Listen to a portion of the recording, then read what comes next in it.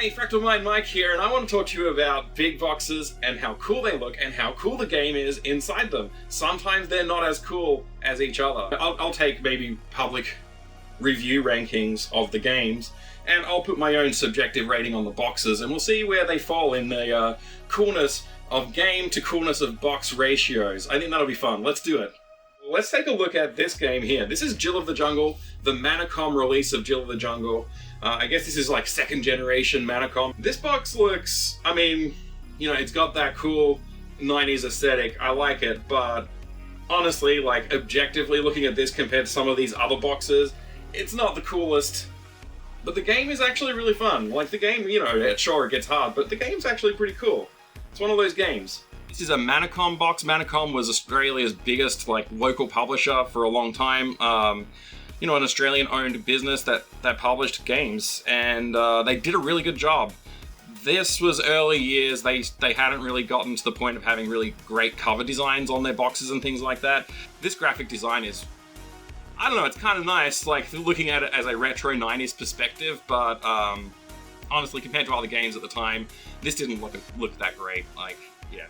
This is Corridor 7 Alien Invasion.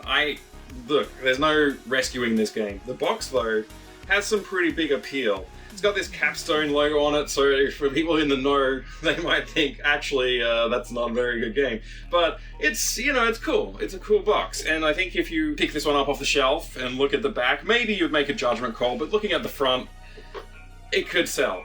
The game, no, not very good. Corridor 7 looks like a game I would buy. Looking at the back, yeah, sure, maybe some of the screenshots aren't as good as, you know, you might put the game back if you looked at the screenshots. Gotta remember when this game came out, like, the FPS had probably advanced a little bit beyond this era. Yeah, so, a little disappointing. Let's go to the other end. This is HalfLife. Everybody knows HalfLife, right? This is an amazing game. And the box, I don't know if it aged as well as I thought it did, but it looks really cool. It has this cool, like, you know, really intriguing gatefold section, and then bam, you open it up and there's head crabs flying towards you and everything. It's cool. That's a cool box. Cool game. This is probably going to be one of the higher ranking cool box, cool game ratios. HalfLife. I mean, a lot of us know how good HalfLife is. I'm sure there may be some people out there who haven't played it yet for some reason, but it's really cool. Check it out if you haven't. Valve doesn't really need me to sell their game. It's an amazing game. The box, yeah, this is definitely a box I would have picked up and purchased back in the day. Absolutely, no questions. It's a really cool box design. Like I said though, the graphic design on the front just feels very dated, and I gotta say, other boxes probably looked a little bit more striking. The orange was probably the thing that really grabbed your attention, and this little peeking through thing, you take a look at that, you're like, oh, yes. You look at this, you're like, oh, that's got my attention. You open it up, heck yeah, let's go play this game right now. So yeah, I think really sells what HalfLife is, and does a really good job of it. I think this is a great box design. Let's take a look at this one. This is a really cool bullet-shaped box for Fade to Black. Has this cool alien design on one side and the hero character on the other. It's a cool box. The game, that's debatable. I think the majority of people would probably say this game isn't as good as the box. So it's probably like somewhere in the middle of the ratio, maybe. The box is pretty darn cool, but the game, maybe not. I don't know. Again, Fade to Black has this awesome, like, you know, the monster on one side, he can hear the human on the other side of the wall. The human on this side, he can hear the monster on the other side of the wall. It's really evocative of, like, what the gameplay might be like. It gives you such a visceral feel for what this is gonna be. And it looks great too. The lighting and the illustration is just beautifully done. The box design is really amazing too. That like perfect, like, you know, bullet shape along the top there, the Fade to Black on the spine. It just looks cool. It's a cool box. There's no denying it. It looks awesome. Such a cool box. Now, here's another one. This one's interesting. This box is very striking. Has a lot of, like, you know, that holographic look to it. It's super awesome. It's got the massive Terminator rendered on it. I love this box. Very cool box. The game itself, actually really good. Some people might say it's not. I think it is. I think it's a really good game. Yeah, this one for me might even possibly outrank this when you factor the box into it. I don't know. It's very good. This is a cool Terminator game. Look at that box. Yeah, honestly, you can't go past this awesome looking thing. It just looks so good.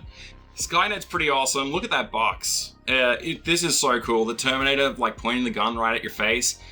That perspective, it's just so cool. This box is amazing. I love, like, obviously, it doesn't even, we haven't even touched on how awesome the fire effect is with all the, like, you know, that holographic sort of, like, shimmering look to it. It's so cool. This is a really cool box. Really cool. Like, you can't, I mean, that's all I can say. It's just really cool. Now here's a gem. This box is one of my favorite boxes in my collection. I love this box. The game, the game, I hated this game. I sat down, I was ready for some puzzles. I played 7th Guest, the prequel to this, and it was good. I thought, like, you know, overall, not a bad game. This one, I couldn't get past the first puzzle without getting really frustrated and just saying, you know what, I don't want to do this anymore, and so I quit. Maybe the rest of the game's not so bad, but I really do want to put the effort in. So this box, in terms of game to box rank, this one's like, the game is at the bottom of the pile and the box is at the top of the pile, so I don't know how this one's gonna stack up. So the 11th Hour, this is a cool box. It's got a really great design to it, and it's like this, it sort of brings you into the idea of, like, this puzzle game design, and I like it a lot. So first of all, like, if you look on the edge here, you can see it's got it's this section that we can pull out and examine. So if we just, like, lift that out and we pull it out, first thing you can see is that beautiful clock face, you know, the 11th hour, obviously time being a factor and thinking about time like that. It's a cool design, just graphically, you know, it's a cool design, and we can, you know, take a look at the other side. It's got all the clockwork and the gears inside of it and things like that, which, again, super cool. You slide it out and you get your interesting looking thing, and you have to figure out how to open the box. You turn it over this way, you can see they've got a nice little pull tab. So if we pull on that tab, you can see as we pull on that, this side on the other side here is coming out as well at the same time. Now, once you've got it pulled out here like this, you can see the creepy doll face poking out in the bottom there, which is obviously super thematic for the game. And now we have, on this side, we have the game itself, which we can pull out this tab here and access the CD-ROMs in this bit. It's just a really fascinating looking box. It has this awesome aesthetic. Like, this design is just beautiful. The hand on the clock, like where it's pointing as it approaches 11, like, and the box becomes available. It's just a really beautiful box design. Like, a lot of thought went into this, and it's a shame that the game, well, it made me not like it, and I don't know what to say. I wish I liked the game more because I want to play it. I actually do think I'll go back and try again. I'll just have to cheat my way through the first few puzzles and see if the game improves. The FMV was really interesting. The box itself is just beautiful. Look at that. It's just a beautiful box. It's one of my favorites. I love it. And I hope that you enjoyed looking at it too.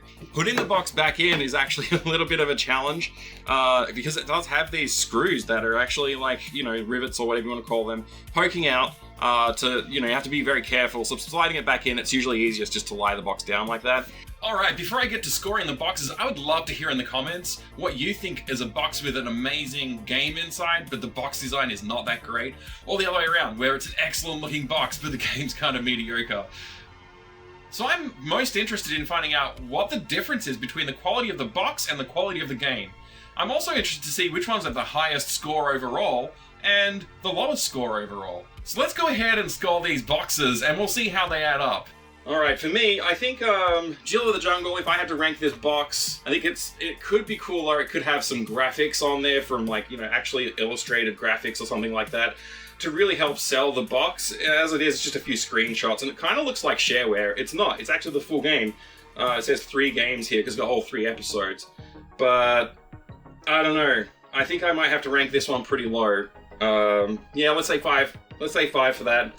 Corridor 7, Alien Invasion. I'm gonna rank this one, I'm gonna rank it a 7. It's probably not actually a 7, but I think it's good because it's got 7 on the front, it's easy to remember. Let's go with 7 on this box. It's a kind of cool looking box. It's got some intrigue, like who is this, like what's this shadowy beast at the end of the corridor, and like you're standing here with this cool gun and all that kind of stuff. It's got a good design. I like this one. And 11th Hour is my favorite box. I'm gonna give this one a 10. I'm giving this on a 10. It's my favorite box in my collection, I think. It could one day be subverted, and maybe I'd have to knock it back to a 9. But at the moment, this is a 10. not the game. Alright, SkyNET box. This is a solid 8.5. 8.5 for this box, I think. This is a really good box. Yeah, that's all I got to say. It's a cool looking box. Really bold design. I like it a lot. Now this one is the only odd-shaped box that I put in this collection. I didn't want to put too many odd boxes in, like unusual shapes, because we could be here for a long time looking at awesome shaped boxes. This one's unusual, but not too unusual. I think that this one I would rank pretty high. I think it might outrank SkyNET, I think, in my opinion. Let's go with 9 on this one. We'll say Fade to Black is a 9 on the box design scale. Again, HalfLife it's got a lot of intrigue on this box design. I don't know if it really held up. Like, the graphic design feels a little bit dated. I don't like saying that. It just on this part of the box, not so awesome. Inside, I think this is super awesome. I love the look of it inside. I don't know. I think I'm gonna call this an 8 on the scale. The game, I think, is like just amazingly well regarded though, so it's going to have a pretty high score across the board.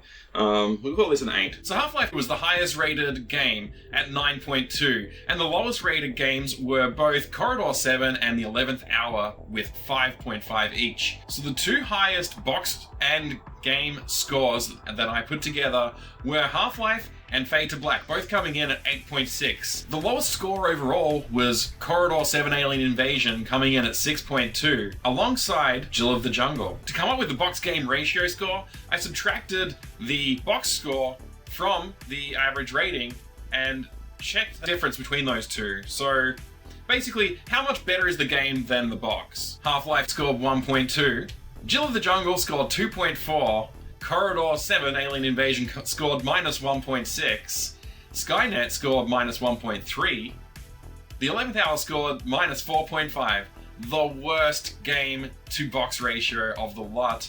Fade to Black actually came in with -0.08, which is basically as close to box and games rating that we could find. Thank you so much for joining me looking at these boxes together.